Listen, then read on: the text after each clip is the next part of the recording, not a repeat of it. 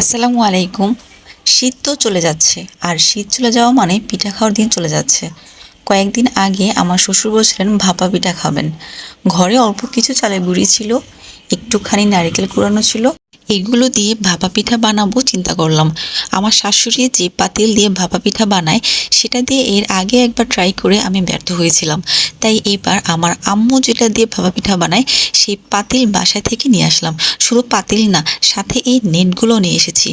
পাতিলের একটা পাশে একটু ফোঁটা, বাট সমস্যা নেই, পিঠা কিন্তু এটা দিয়ে ভালোই হয়।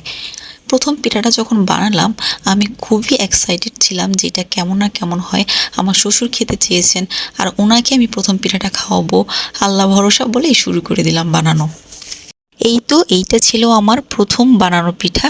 এটা দেখতে অতটা ভালো মনে না হলেও এটা কিন্তু খেতে বেশ দারুণ ছিল। আমার শ্বশুর এটা খেয়ে খুবই মজা পেয়েছিলেন এবং অনেক সফট হয়েছিল, কিন্তু দেখতে একটু ভাঙা ভাঙা মনে হচ্ছে, চারপাশটা ভেঙে গিয়েছিল নেট থেকে তোলার সময়। প্রথম বানানো পিঠাটাকে নিয়ে আমি অনেক রিসার্চ করছিলাম, বারবার টিভি টিভি দেখছিলাম, ঠিক আছে তো, ভিতরে কাঁচা নেই তো, এটা খেতে কি খারাপ লাগবে, বা আব্বু কি বলবে এটা খেয়ে। তারপর এক এক করে আমি আমার নেক্সট পিঠাগুলো বানিয়ে নিলাম। সেকেন্ড পিঠাটা ভালোই হয়েছিল। থার্ড পিঠা বানানোর সময় আমি হঠাৎ করে কিছুক্ষণ পর পোড়া গন্ধ পাচ্ছিলাম। এসে দেখি আমার পাতিলের পানি শুকিয়ে গিয়েছে এবং পাতিলটা পুড়ে গিয়েছে।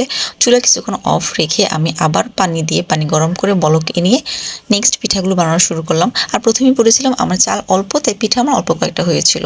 নেক্সট পিঠাগুলো আমি সাক্ষতের জন্য একটু স্পেশালভাবে বানিয়েছি, কারণ সাক্ষত অনেক মিষ্টি পছন্দ করে। সাক্ষতের জন্য বেশি করে গুড় দিয়ে বাকি তিনটা পিঠা আমি সাক্ষতের জন্য বানিয়ে রেখে দিলাম। সাখাওয়াত অফিস থেকে বাসায় এসে পিঠাগুলো খেয়ে খুবই মজা পেয়েছে। ও একটু অবাকই হয়েছিল যে আমি এগুলো বানাতে পেরেছি। আজকে এই পর্যন্তই। সবাই ভালো থাকবেন, সুস্থ থাকবেন। আল্লাহ হাফেজ।